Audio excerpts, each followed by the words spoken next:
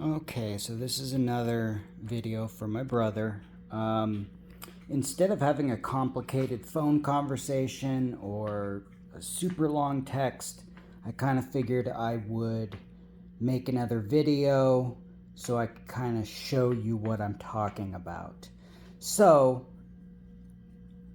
I forget that you're not like me and don't want to get into the super fine details of things, and maybe you don't want me to make you two separate rounds depending on what you want to use the gun for.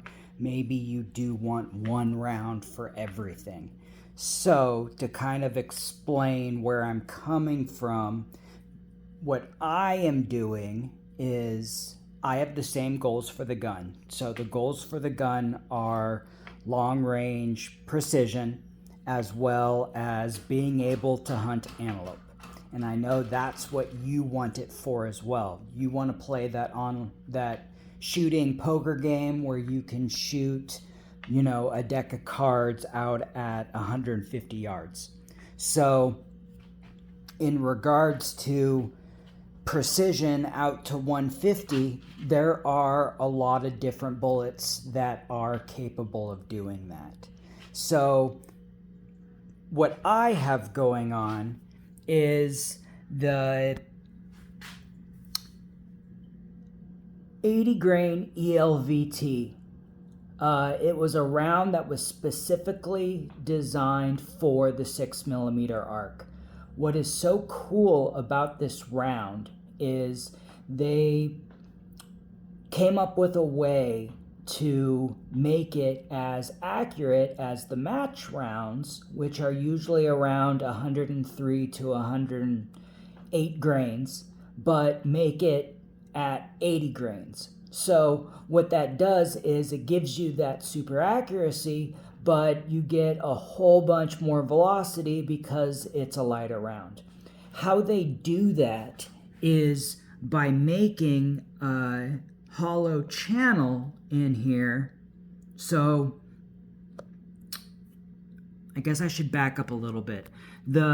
What kind of determines the accuracy of a bullet, I guess the basic way to explain it is the longer it is, the more stable in flight it is. So, I probably should have brought some VMAX rounds out, but a VMAX round of similar weight is going to be about half as long as this. So they go super fast, but they're not going to hold really good accuracy at long distances. The match round, though, the 105 grain boat tail hollow point match, you can see is a very long bullet, and that's what makes it stable. So to give you kind of an idea of what Hornady was able to do is this is your match round. This is the ELD-VT. So 105 grain, 80 grain. This here is a 90 grain ELDX, and this here is a 95 grain SST. So you can see that this bullet, while being 10 to 15 grains lighter, is actually longer than either of these two, making it more accurate as well as faster. So that's kind of what's so cool about this bullet. The thing, though, about this bullet is because of this hollow cavity, it's not going to get a whole bunch of penetration. That thing's going to expand the second it hits something.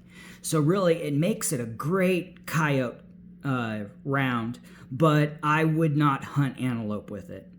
So you're left with the decision of, because I'm going to be doing target practicing more than anything, do I load everything up with this ELD-VT and then make a separate hunting round that I only use once a year, but that would then require me to create a new dope sheet for my scope and pretty much have to every year, readjust everything to this new round, as well as maybe practice with it a little bit more or a little bit every year, just to make sure you're confident with it.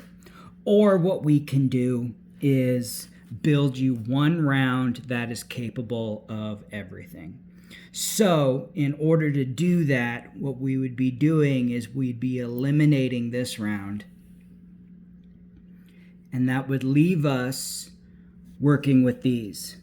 So while this is a match round, they do make the ELD-X, which is like Hornady's world-renowned hunting cartridge.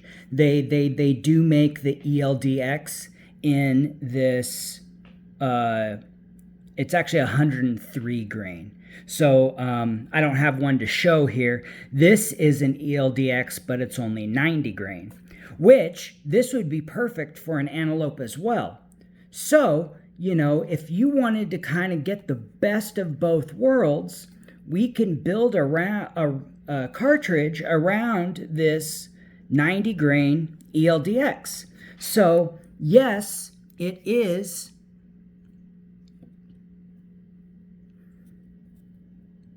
a little bit shorter, but not by much.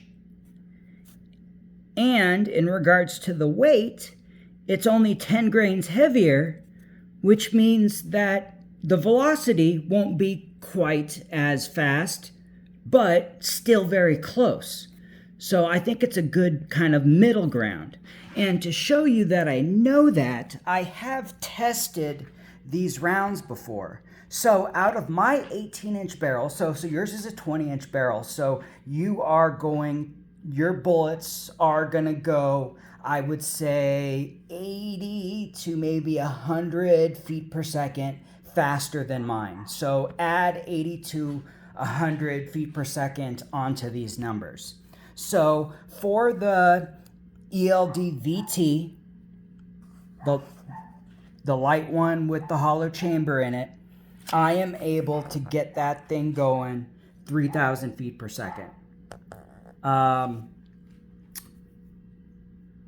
So that's kind of where we're at in regards to speed.